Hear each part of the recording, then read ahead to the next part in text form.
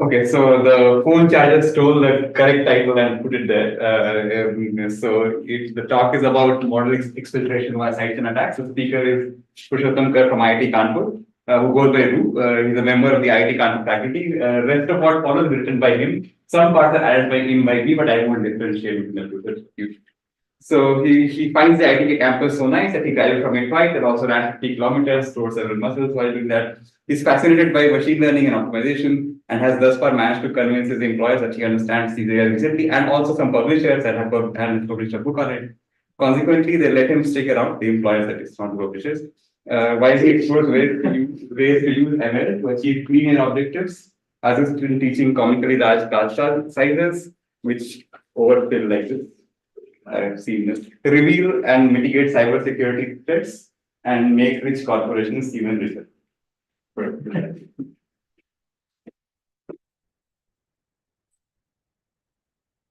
Okay, so shall we start then? Yes.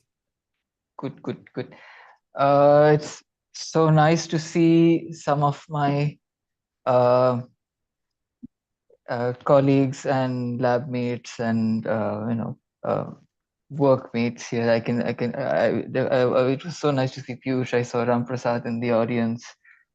Thanks, Raghuvansh, for inviting me to this talk. I will present more about the technical details of the talk later, but before that, let me take this moment to introduce the team. This work was done jointly with a very large team, and I'm grateful to be able to work with this team. So in this team are people with a variety of expertise. So Shubhashish and Ayush are our resident coding experts and algorithm design experts. They are the ones who made the exfiltration attacks coded and working really quickly and really accelerated way. And Nilufar and Urbi are our resident cybersecurity and side channel attack experts. They are really good. They're crazy good at what they do, so much so that I'm often a bit unnerved to keep my mobile phone next to them, because give them a hair dryer and a rubber band or something and they should be able to do a side channel attack using just those two. So they have the highest levels of professional ethics, but I still feel a bit uneasy leaving my mobile phone next to them.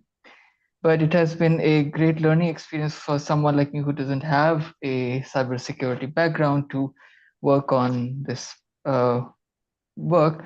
But this work was supported primarily by several centers at IIT Kanpur and thanks to generous funding. So before we begin the talk proper, I would like to give a shout out to our supporters, so which includes the Center for Developing Intelligent Systems at IIT Kanpur and the Center for Cybersecurity and Cyber Defense of Critical Infrastructure, the so-called C3I Hub, also at IIT Kanpur.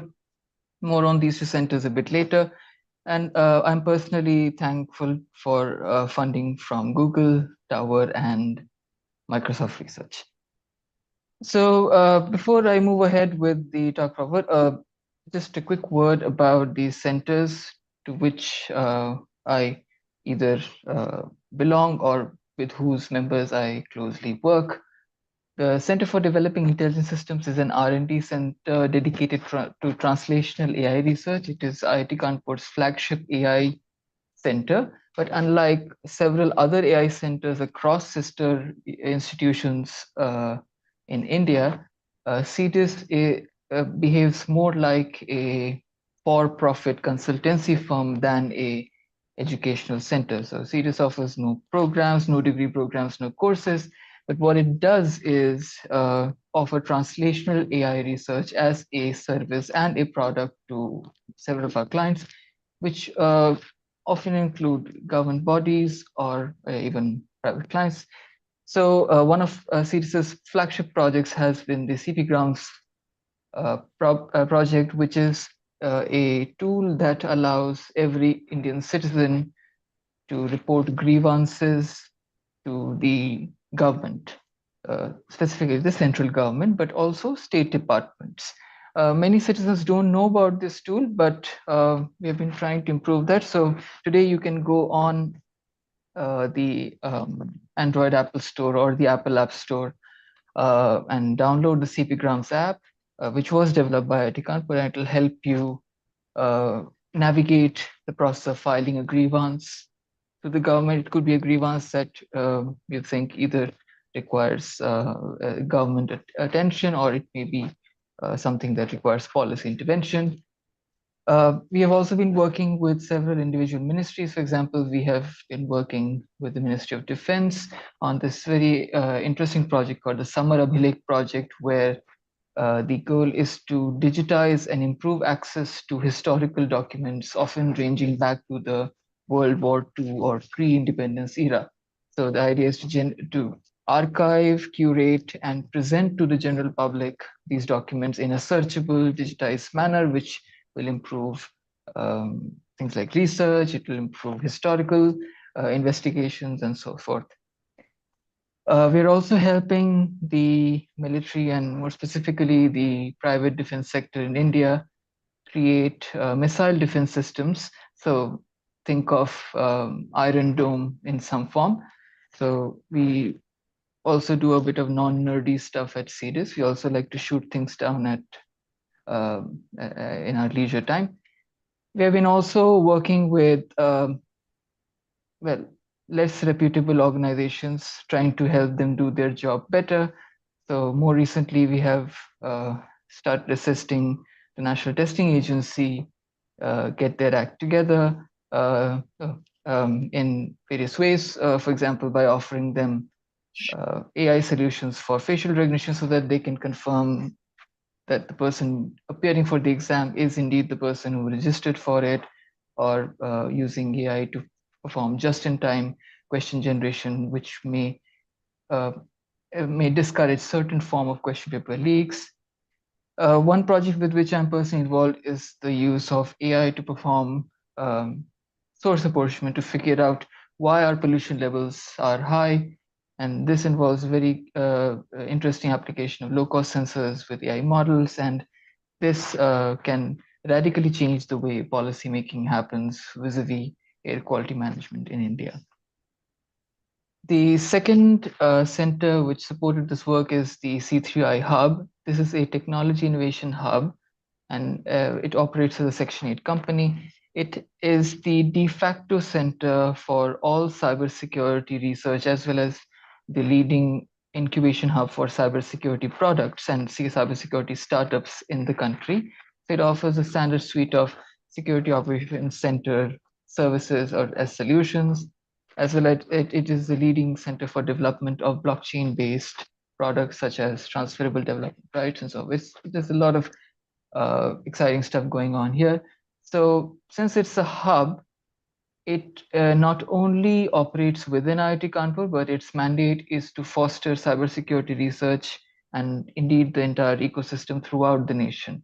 So it incubates several startups, it offers fellowships to academicians across India, it collaborates with several institutions across India on cybersecurity research.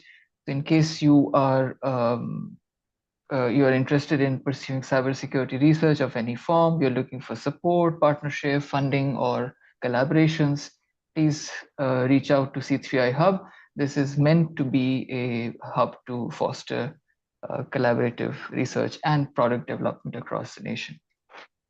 Okay, so the advertisements having been taken care of, let's get to the topic for which we have gathered here today.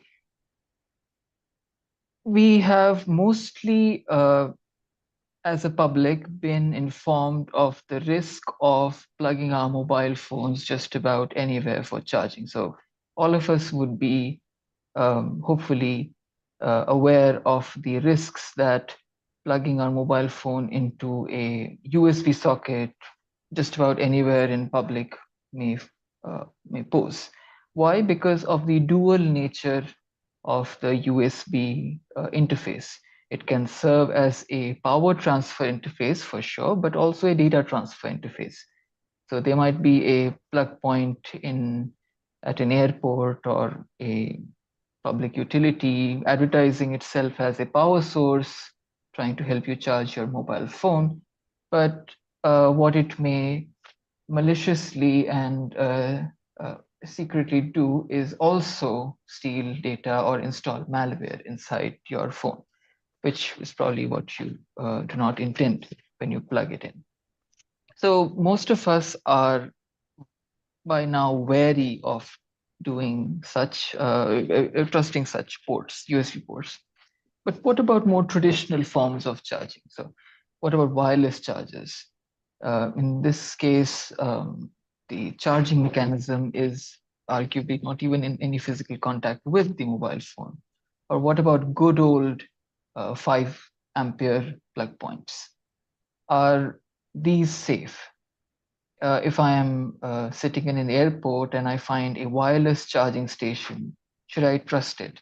If I am at an airport and I see a 5 ampere socket, can I trust it? Can I plug my phone at least in that, or in first case, at least put it close to, and the second case, actually plug it in and be assured that this will not cause my data to be leaked? Well, the reason why we have gathered here is because the answer is not a resounding yes. We cannot be assured. And the reason is what are known as side channel attacks. So as the talk abstract tried to point out, side channel attacks are a form of attack within the domain of cybersecurity, which, as the name suggests, they do something sideways. They do not try to attack directly. So instead of directly attacking flaws in a protocol or an algorithm, they instead try to find vulnerabilities in the implementation of that protocol or the algorithm. And often these vulnerabilities are so low level that they can go unnoticed for years or decades before they are discovered. And sometimes these are zero-day vulnerabilities. They are discovered at the point of them being exploited outright. So the standard pipeline architecture followed by most processors, whether they be for mobile computing or traditional server or laptop or PC-based computing, has the CPU, the central processing unit, or the GPU for that matter, communicate with either the cache or the memory, the RAM, or even the disk. And this communication takes place via what are known as buses. Now, I'm not sure why do they take buses? Why don't they take the metro? Metro is much easier, I'm told, for traffic. But for some reason they do. Okay, so yeah, I'm so sorry. Was there a question? Does Kanpur have a metro? Yes, yes. Okay, I'm getting a message from my colleague who's telling me this is not the correct kind of bus. It's probably this kind of bus, but it seems they are also yellow colored. So I guess I was not very far off. Either way, there are buses that ferry this data around. And whenever these buses are ferrying the data around, they are leaking something. So in particular, these buses can leak waves. Well, not this kind of wave, this kind of wave, the electromagnetic kind of wave. And these waves can be detected by an external sensing mechanism like an electromagnetic probe. This is, if you want to ask me details about how this probing is done, this is where I'll have to defer to my cybersecurity colleagues. That's their forte, not mine. But suffices to say that these electromagnetic leaks can be detected. However, it's not just leaks that are detected. This act of transferring information causes a temporary and often minuscule surge in the amount of power drawn by the CPU. And this surge is really minuscule. It's not all that high, but it can be detected. It's nevertheless detectable. And this is where the power pin comes in. If one's device is linked or drawn is it has been inserted or connected to a power supply, the power supply may notice variability in the power being drawn by the device. And this may be because of many other peripherals or any other devices inside the inside the mobile phone or so. It need not be the CPU, it could even be the screen, it could be others, but the CPU is definitely known to have increases or known and predictable increase in its power consumption when it is doing these data transfer. So this part actually should not be all that surprising, because whenever data is being transferred, it's an electromagnetic phenomenon. So it's not surprising that it emits electromagnetic waves. It should also not come as a surprise that when some work is being done to transmit these electromagnetic signals via the bus, some extra additional power is required to service that additional load. Again, not a big surprise. What does come as more of a surprise is the variability or the predictability in how much additional power will be drawn, or what is the strength of that electromagnetic signal. So for example, suppose this bus is being used to transmit this particular 16-bit number. This 16-bit number doesn't hold any specific or any particular significance, other than what you might notice is this number has mostly zeros in it. There are not many ones in the binary representation of this 16-bit word. If this is the number being transferred across the bus, you might expect a small electromagnetic signature as well as a small increase in the power surge.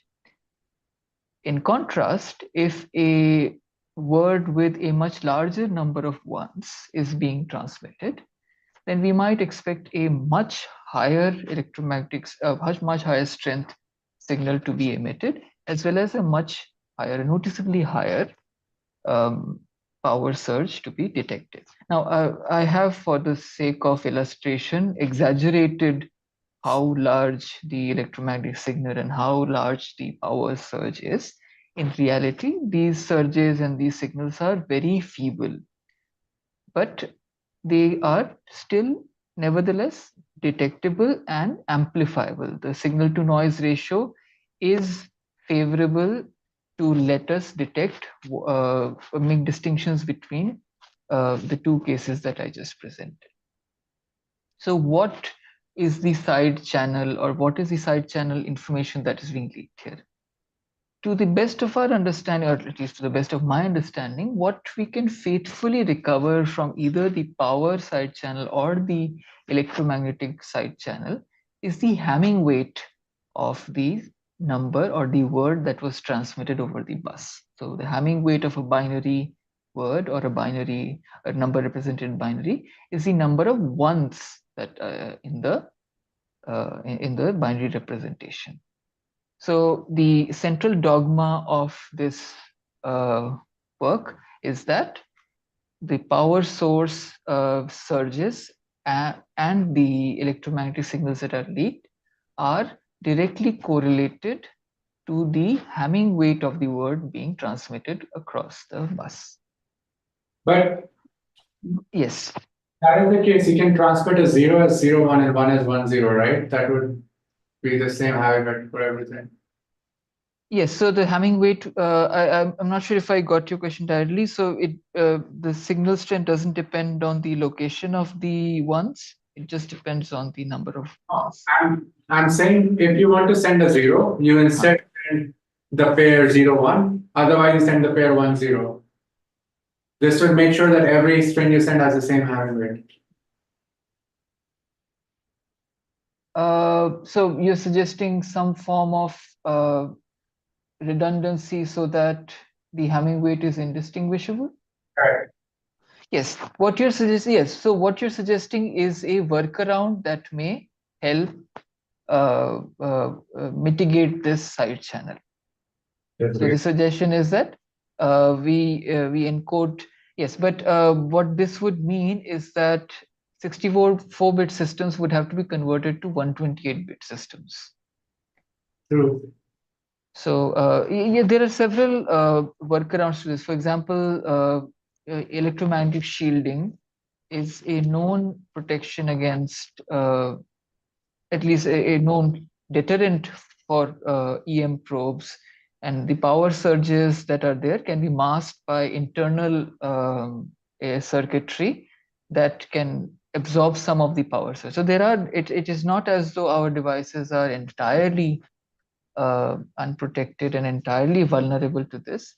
However, the reason why we got interested in this piece of work is because these attacks, the algorithmic aspects of these attacks were not very well understood. So these attacks were not even being taken.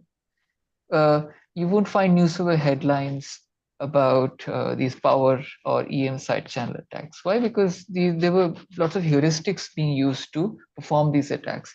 But what we discover is that there is a very nice principled manner in which these attacks can be carried out that will guarantee very high fidelity, very accurate exfiltration. Okay, so let us proceed to exfiltrate. So the word exfiltration is sounds similar to the word infiltration. Infiltration means to maliciously or surreptitiously enter into either an enclosed space or enter a device or enter into some restricted area. Exfiltration means taking something out of a restricted area, or in our case, a device. So the objective, there could be many things that can be the objective of exfiltration. My colleagues who specialize in cybersecurity spend a lot of their time on exfiltration attacks that target keys that are sitting inside a device. For example, these could be private keys for an RSA cryptography protocol, or maybe for an AES encryption protocol. But I, being a machine learning person, have been curious about exfiltrating machine learning models. So we consider, let's say, a machine learning model that is operating inside a device. This could be a mobile phone or even an IoT device. These machine learning models often contain sensitive information about ourselves. Why? Because these machine learning models are often trained on our behavioral data. They are valuable to someone invested enough to carry out these exfiltration attacks. Now, the traditional form of machine learning exfiltration proceeds by querying a machine learning model repeatedly. So think of the following situation. Let's take the example of, let's say, ChatGPT. Several tens of billions of dollars were spent training that model, and the model and its model weights are the valuable asset that the companies who spent all this money have. If someone were to steal those model weights, it would pose a great financial loss to these companies. So the traditional form of machine learning model exfiltration goes by querying these models repeatedly, again and again and again, often with nonsensical but still a very diverse set of queries. And this would, for example, be possible on ChatGPT because anyone, you and I, could today go and start conversing with ChatGPT and or any of these other publicly accessible models as much as we want. There may be some rate limitation, but still. So we would be able to ask it questions and it would give it answers. And the idea is you look at the question answer pairs and you can use this as a training data to train a model that would hopefully mimic the behavior of the model that we're trying to steal. So either one can be a bit strategic about the questions that we ask to these machine learning models, but the idea is that we ask a lot of questions to these models and we look at their answers and we store these, and then we go ahead and use this as training data to train our own model, and then we would have stolen that model effectively. So for this purpose, one can think of a machine learning model as a function. So we query it or probe it on lots of input-output pairs, and then learn the function by thinking of that as a machine learning training problem. So for sake of simplicity, we can think of a linear model for now. The work, whatever we are going to discuss now will work for nonlinear models as well. Now, the reason why this form of query-based exfiltration is not all that exciting, which is why nobody is carrying out these attacks on ChatGPT. Well, maybe they are, we don't know yet, but there is a deterrent to these attacks. Why? Because the number of samples you would need to have, or the number of queries you would have to fire to a model, usually grows with the size of the model. And there's a simple pack theory and VC dimension theory that tells us that the larger the model, the larger the number of samples one would need. So even for a simple linear model with d-dimensional models and d-dimensional data, you would need omega d samples to get stuff done. And even then, we would only be able to learn the function approximately, because the A in PAC is approximate. So it's what we are guaranteed is probably approximately correct, which is a fancy way of saying, don't sue me if you don't get what you intended. But so there's no guarantee of fidelity, even if we have very large number of samples. On the other hand, side channel exfiltration of the kind we'll discuss today will allow exact recovery, and with far fewer, exponentially fewer samples. And the strategies we look at today would work in principle even for structured models or layered models such as deep models. Although I would not delve into deep models. In fact, I will, on the other end, quite in contrast, I will simplify even a linear model so that I can present the results in a more readily accessible way. So let me simplify the model. So I'll only look at a linear model, and that too a 1D linear model. So in this case, the model is a scalar. The data is also scalar. There may be a bias term. Whatever we are discussing will extend to vector models as well. In fact, indeed to deep models as well, but that is not the point of the discussion today. In fact, I will further specify or simplify a model to two cases. In the first case, the model is the weight in the model is unity, which means the only non-trivial portion of the model is a bias term. So it's an affine model with a unit scaling factor. The question. Yeah, question. Yeah. Can you go back to the previous slide, please? Yeah.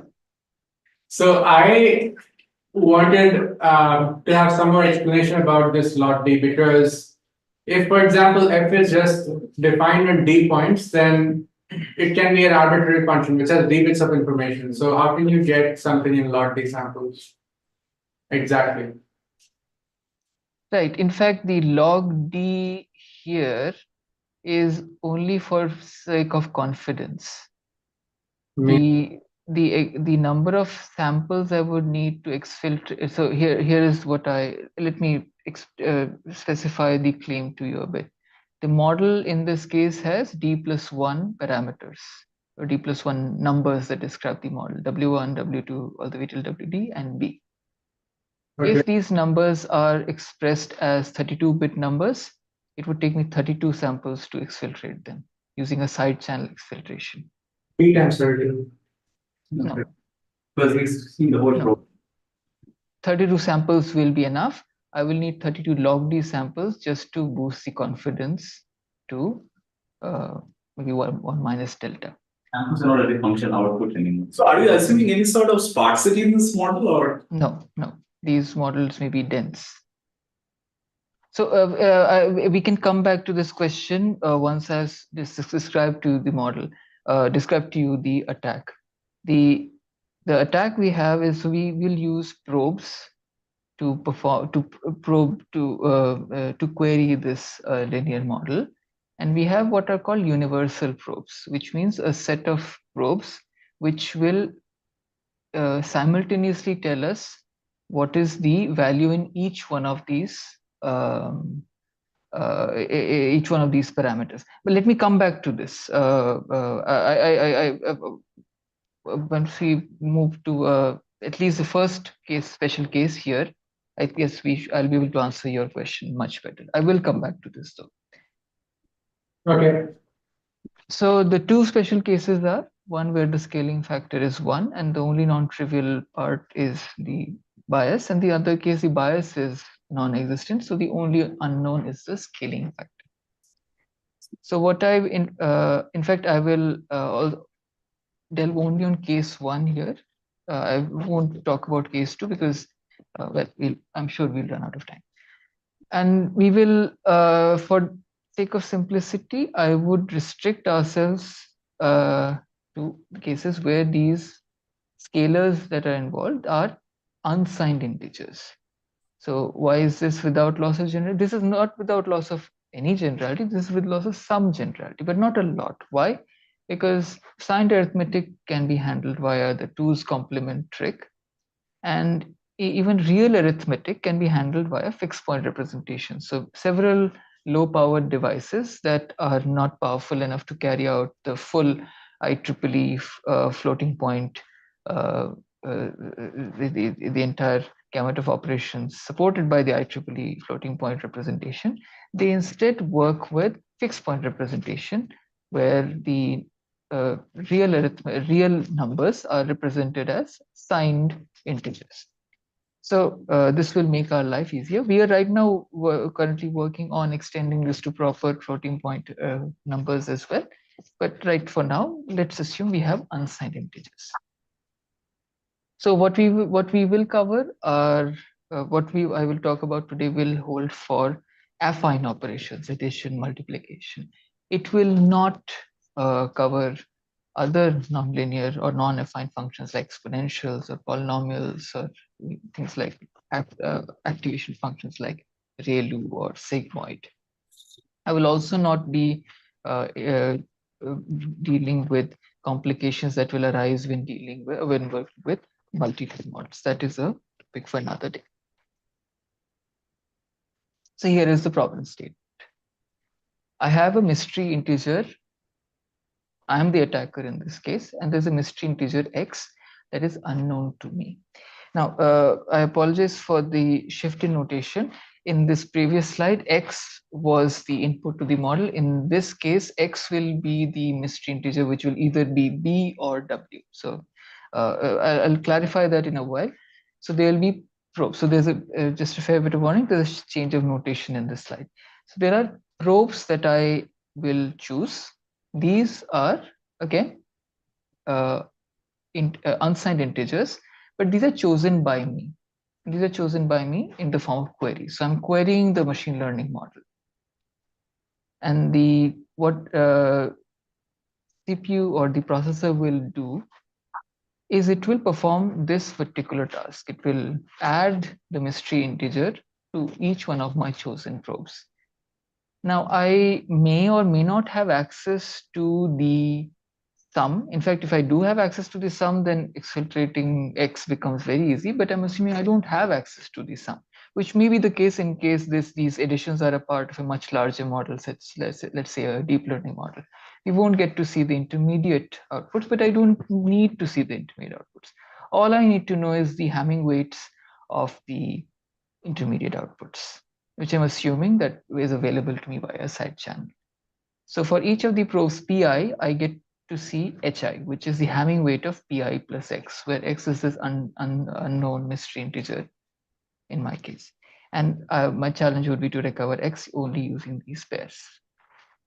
And I would want to reduce the number of such pairs needed. So what I will show is that the number of pairs that is needed is the number of bits in the representation plus some constant.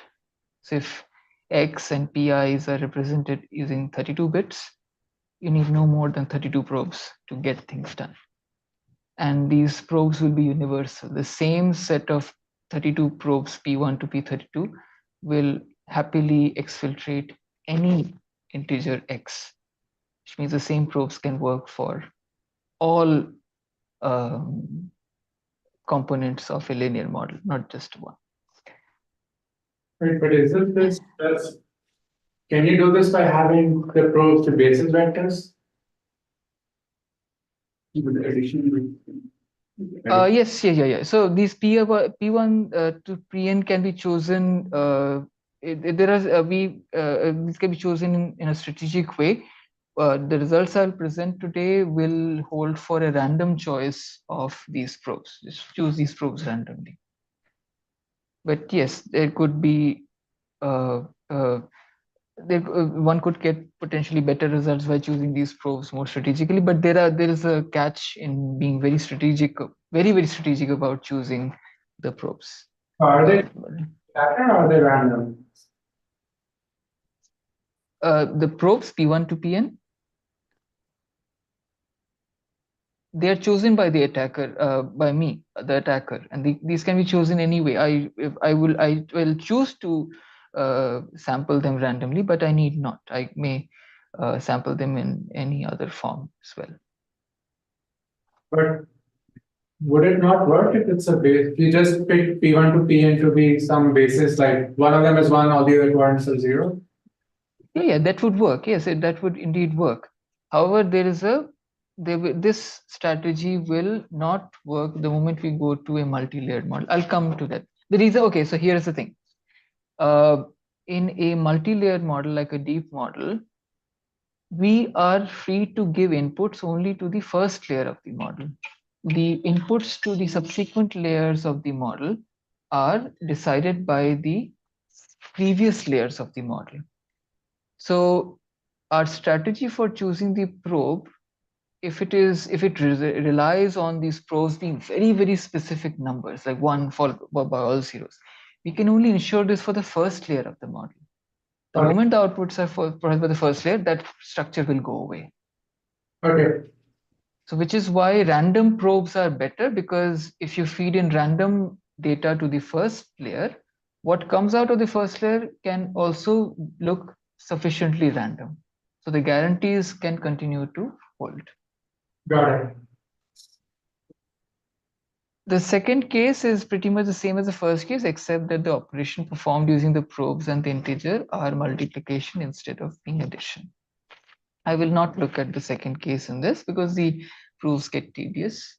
So I'll not go there. So what's the notation? The number of bits is b, n will denote 2 to the power b, and hbx will denote the Hamming weight of integer x modulo n. So I'll be working in the ring of integers modulo n, where n is 2 to the power b. So in this setting, we'll find this notation of Hamming pattern vectors useful. So if let's take b equal to 4, so there will be 16 integers in this ring, and the Hamming weights of these integers will look like this. So here we have all the integers and their binary representation. Let me get hold of a pointer. So we have their binary representations and we have their Hamming weights. Okay. Just a word on related work. This is not the first time of this study of Hamming weights and in addition and arithmetic operations in general has been studied. In fact, this is a very well studied object in literature. In fact, literature studies this more generally in the form of the sum of digits function, where and Hamming weight just happens to be the special case when the base is 2. So the sum of digits function makes sense to study it even in other bases like base 10. So in base 10, Hamming weight would not be the number of non-zero numbers in the base 10 representation of a number. It would be the sum of the digits of that number.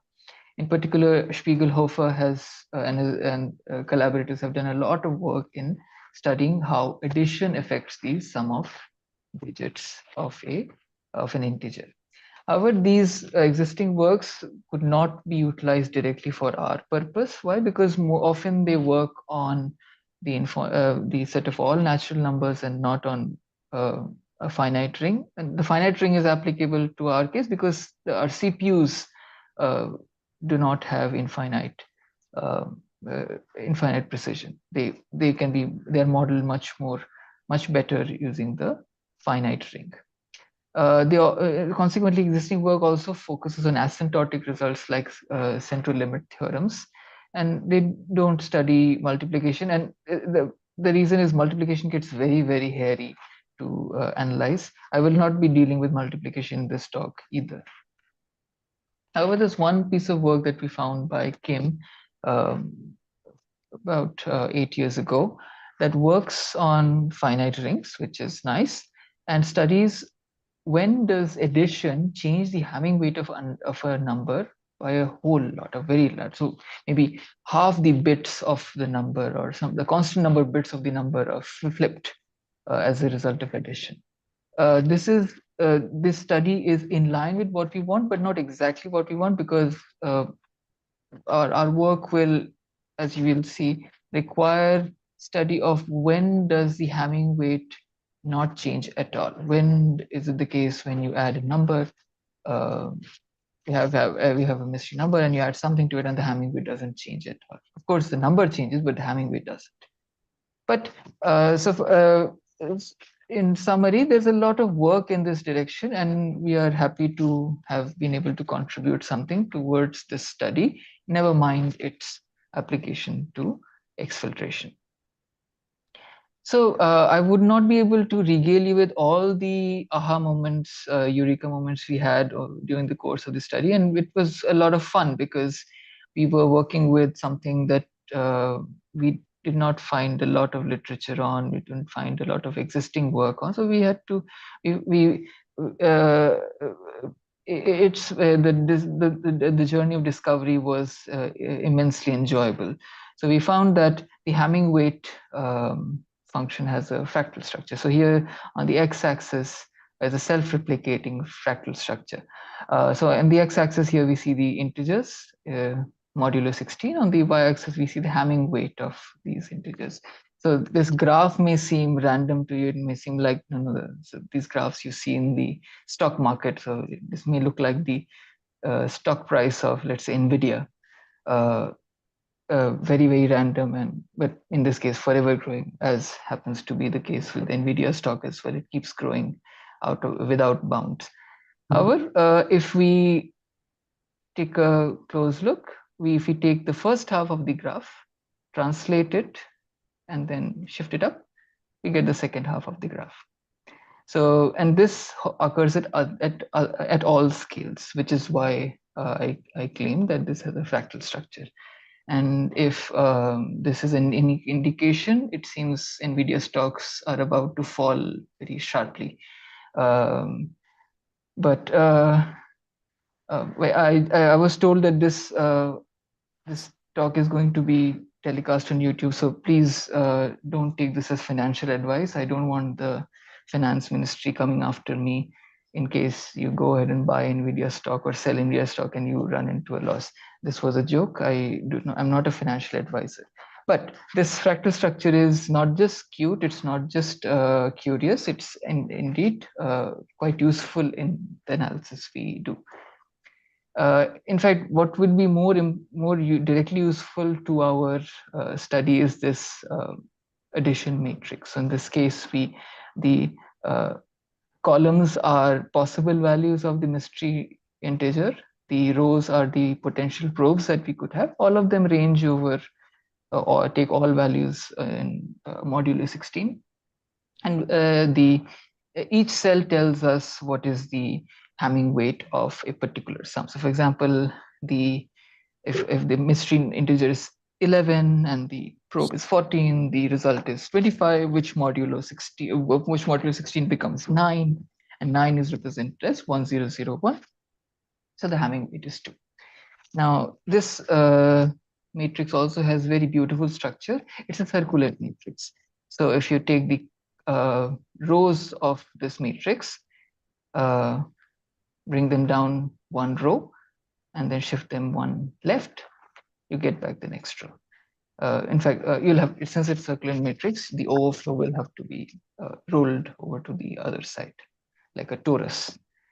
But this circulant structure of this matrix is immensely useful in getting the results we would want. If there is time and if there is interest, I would be happy to give you a flavor of how the circulant structure gets used. But it's curious nevertheless.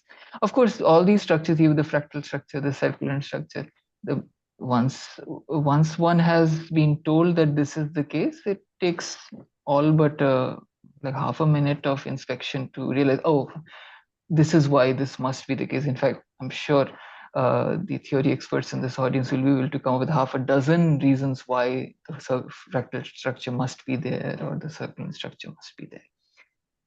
So let's take an illustrative example. Suppose we have chosen the probes to be 3, 7, 12, 14.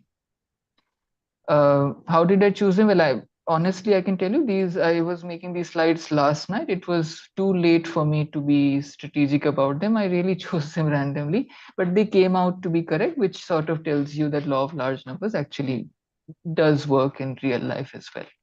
So here are 4 probes that I've chosen.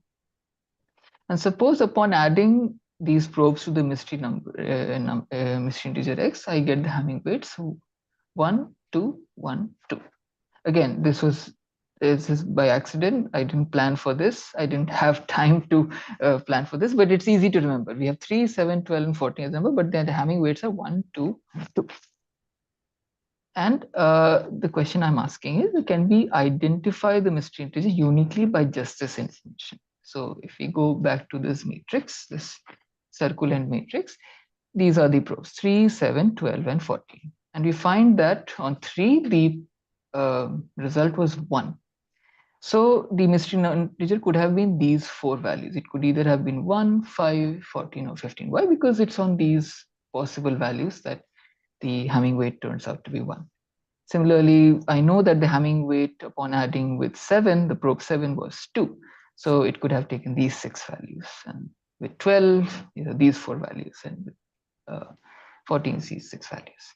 So with this, can we find out what's the mystery integer? Well, even if we take the simplest possible principle to perform recovery, which is a consistency, we just look at which column in the in this matrix is consistent with all the responses or the Hamming weights that I got, we'd find that yes, this is the answer. In fact, in this case, it's the only column that was consistent with all the responses that I got. There's no other column which satisfies all these constraints. So the question is, wait, was this an accident, or will it always be the case?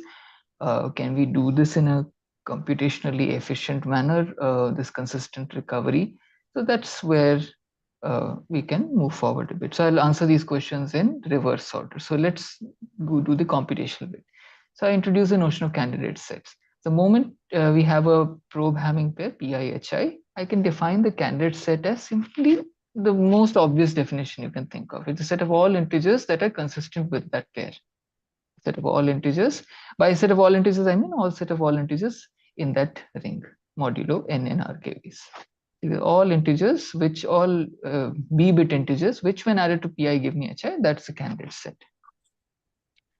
And it is not very difficult to argue that suppose I have a bunch of such probe Hamming pairs, the intersection of the candidate sets corresponding to those pairs must contain the mystery integer. So the the question is, when will this intersection be a unity set? And I'll come to that in a while. But I'm sure that I will always be able to recover the mystery integer. It's just that, when will I be able to when will I be able to uniquely recover the mystery integer? And the way, and this is where this is why I'm giving this talk in front of this audience. I seek your help in coming up with a better algorithm. The algorithm we have been able to come up with is the greedy algorithm, which starts with the smallest candidate set, and the size of candidate sets can be found out very easily with a closed form solution. B choose hi is the number of elements in the candidate set pi hi. Why? Because this is the number of ways one can set hi ones in a b-bit number. And we choose the smallest candidate set and we check all its elements against all the probes. That's the algorithm. Very, very simple. You start with one of the candidate sets, which one? The smallest one, because it has the smallest number of elements in it. And we do a brute force over all those. We check them against, the elements of this smallest candidate set against all the other probes. If any element does not agree with one of the probes, that element gets checked out. Only elements that remain, that again can be shown to be the intersection of all the candidate sets, and that's it. However, there is quite a fair bit of speed up and acceleration to be had by efficient implementations. In particular, we use something called a Gosper's hack, which is this amazing and almost unreal algorithm by Bill Gosper, which is able to generate in a streaming fashion all numbers with a certain Hamming weight.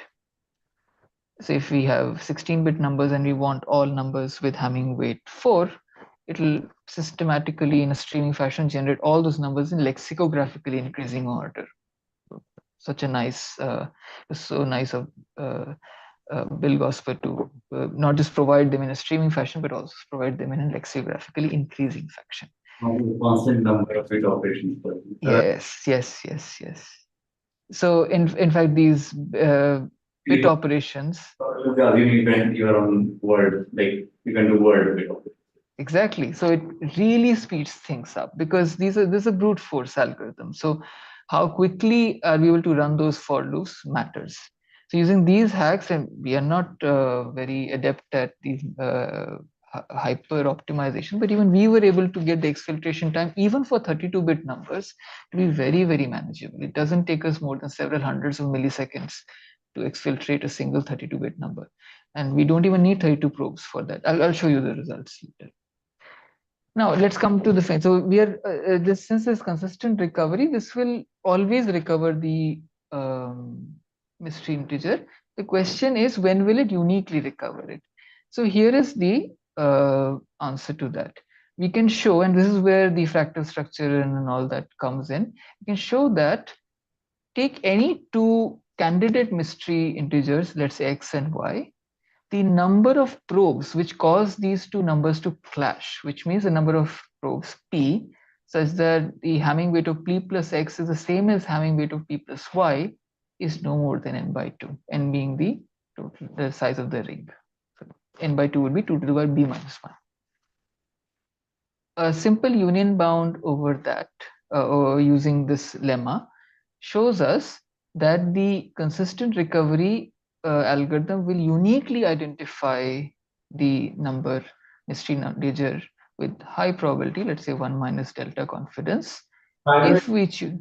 By the way, you only have a couple minutes before the end. I'm sorry, I didn't hear that very well. I'm sorry, I still couldn't hear that. I'm sorry. 5 minutes. You have 5 minutes left. 5 minutes left. Yes, I should be done in 5 minutes. Okay. So in fact, when I said I needed log D samples, and when I was talking about the exfiltration of a linear model earlier, this is the log delta that I had. That's why I had log D, because I wanted to exfiltrate D integers. So as we were discussing earlier, there are careful designed probes, for example, power of 2 probes, one probe being 1000 in the binary representation, other being 0100. All of those are also admissible, but they will not work for multi-layered models. Random probes, on the other hand, offer advantages that they may seem also innocuous, and they may evade detection that, well, an exfiltration attack is going on. Because here evasion is very key, because you don't need those many probes to get stuff done. There is more efficient implementation possible of what we have done. So the algorithm that we just described has time complexity around b choose b by 2, which is exponential in b. Why? Because even the smallest candidate size can be this big. One workaround is to reduce the set of candidate sets by, let's say, using 2 probes at the same time. So instead of defining candidate sets using just one pair, we can define candidate sets that use 2 pairs at the same time. With the intuition being that these so-called, what we are calling bivariate candidate sets, these may be much smaller than the size of the candidate sets whose intersection they are. And we have an algorithm to generate these bivariate candidate sets in time super polynomial in B plus a time that's taken to output the candidate set. That is unavoidable, but the overhead is super polynomial, it's not exponential. However, the set of the size itself may be super polynomial. We are not sure. This is again one place which is still open for us. However, in practice, we found that using these bivariate candidate sets accelerates things substantially. Whatever I said, whatever we have discussed so far works for multiplicative probes as well. However, things get a bit more hairy. Why? Because that nice circulant structure that we saw in that matrix, that goes away. Getting the size of the candidate sets also takes one or two more lines of work. But overall, the theory still works. In fact, we can extend these to linear probes as well, which means probes that have a multiplicative and additive component. So in experiments, we found that even if we are going to 32-bit probes, we are able to exfiltrate them within a fraction of a second. Doesn't take us more than several hundred milliseconds to exfiltrate a number. And the number of probes that we end up using is usually smaller than the bit length. So in here, we can see that the recall is always 100%, but the precision goes up to 100% at around 10 probes. And we are talking about 24-bit numbers. If you're using 32-bit numbers, this goes up to 24 or so. So it is true that to exfiltrate a b-bit number, we need only b plus or around order b or b plus minus order 1 probes to get that done. Recall is 1. When you say recall is 1, you actually measure it in all, like, so that's like it's an exhaustive set. I mean, like it's a recall is 1 on the whole set. It's not on that. Yes. Recall means that was the mystery integer recovered or not, and the answer was always yes. Of the mystery integers from 1 to 2 to the power 24. Exactly. But the precision is the size of the set that was recovered. So when we had, let's say, 4 probes or 6 probes, the precision is not 1 because we couldn't uniquely recover the mystery integer. We recovered more than just the mystery integer. We're already recovering everything at 24. Yeah. But this calculation can potentially be done at 32 also. It's not so bad. Yeah. And there also. Okay, we found that using bivariate candidate sets greatly increases the speed of the algorithm. So this is a KDA plot showing you how much time did it take, how many operations it took us to recover. With univariate size, you see the ReLU plot. So it has almost a uniform, not uniform, but much more flat distribution over a very large amount of computations are required. But when using bivariate set sizes, we use far fewer number of operations to get the same things done. Of course, there's an overhead on finding the best bivariate candidate set size. That's an overhead, yes, and that grows with the number of probes, but it doesn't grow exponentially. It seems to grow linearly or superlinearly. Now let's come to open questions, which is what I'm interested in very much right now. Right now, our whole results hold for additional multiplication and linear forms. but we suspect they hold true for low degree polynomials as well. These are univariate polynomials, but still low degree. And what we are unsure, and also unsure how to attack the problem, is how to find the limit to this. The number of clashes that we are able to show that the number of clashes is small. Will that continue to hold even for high degree polynomials? We don't expect that, because once the polynomial is high enough degree, one should be able to cause all forms of clashes, a very large number of clashes. But to what degree polynomial does the number of clashes remain small? That is a curious question worth answering. Other questions involve, like, are results hold true for uniform sampling? Do they hold for non-uniform sampling as well? For example, if any distribution that has all the entire ring as support, does it always work? The constants may, here the devil is in the constants. The constants of the results might deteriorate too much, but we are not sure how will they, and to what extent will they deteriorate.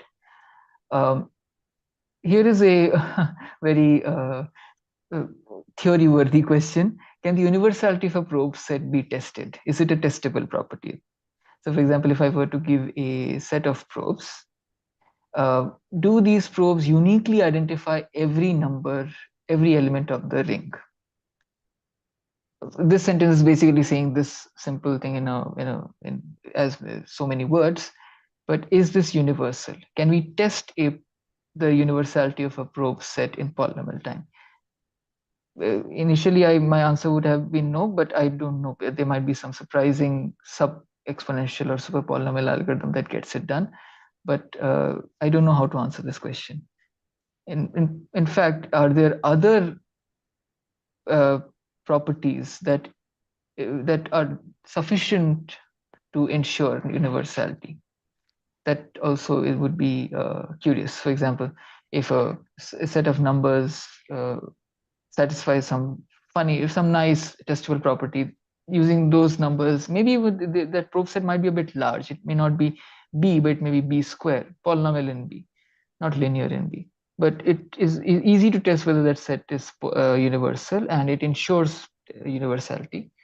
That would be very, very nice.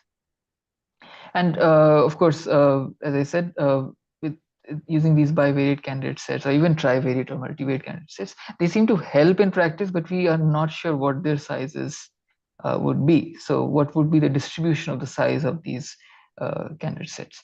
So that's I would be very curious to know what the answer to this. So I've taken more than the allotted time, and I apologize for that, but I would be happy to take questions and discuss more. Please feel to reach out to me if you wish to discuss more about this.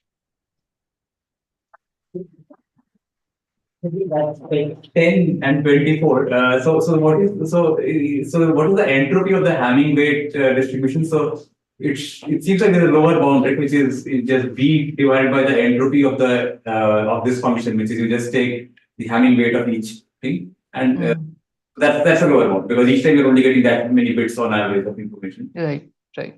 So is that 2 point something? Yeah, that's Is that should look at that. one is probably the well, you know that it's a correct answer because we checked it. Yeah. Because that maybe something around that is what. So I mean, I was trying to do this calculation, but it's not like I probably need some more time to just see what the entropy of the Hamming weight is.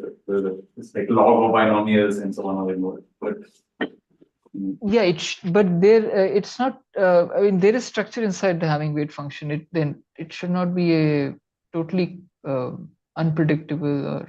Yeah, no, it's quite close than a uniform thing, but it is an exact expression. Yeah. So for Purushottam, can you hear me?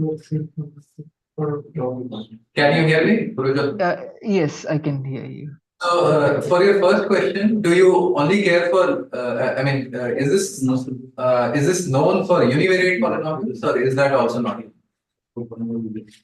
So our results hold true for univariate linear polynomials. So to be precise, what we can show is that let's look at the last line here. We have a linear probe Pi and Qi.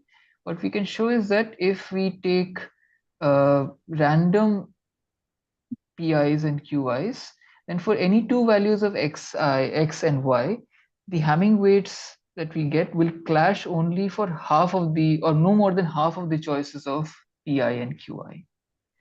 So this result holds true for the for linear polynomials, but we are not sure. Eventually, this should stop holding, because with a high enough degree polynomial, you should be able to convert any number to any other number. So then you should be able to force as many clashes as you want, but initially it should not be possible. We're not sure what that limit is.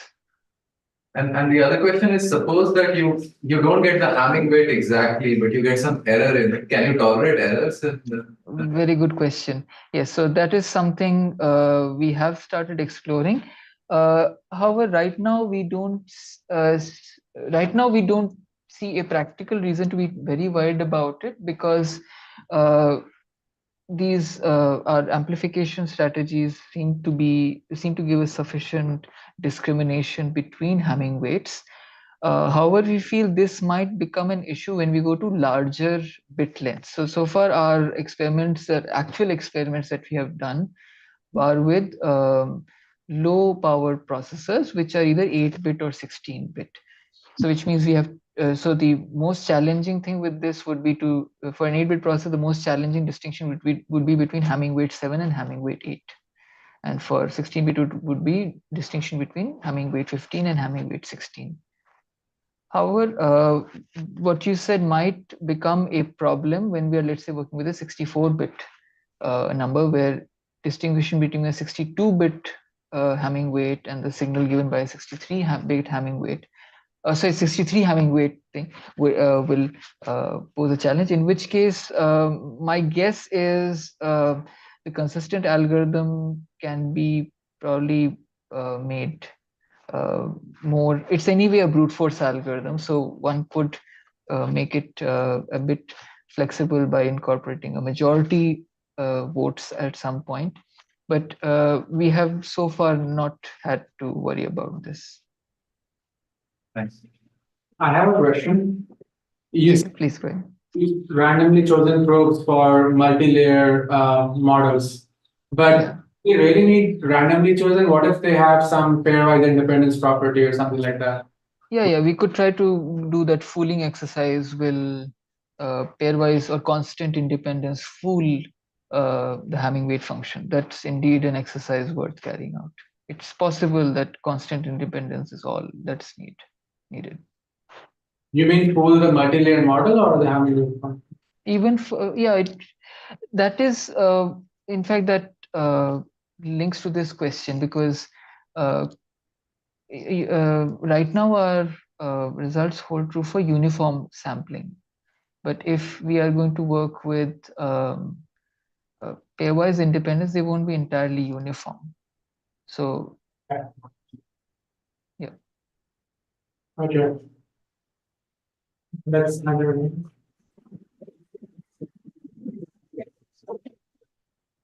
When he comes here, we'll hide you. Thank you. That was a great talk. It's so nice to be here. Thank you for inviting me. Yep. I hope. We can have you in person next time. Yeah, I'd love to do that. Thank you all for joining. That is security. Okay, I'm going to end the call. Thank you.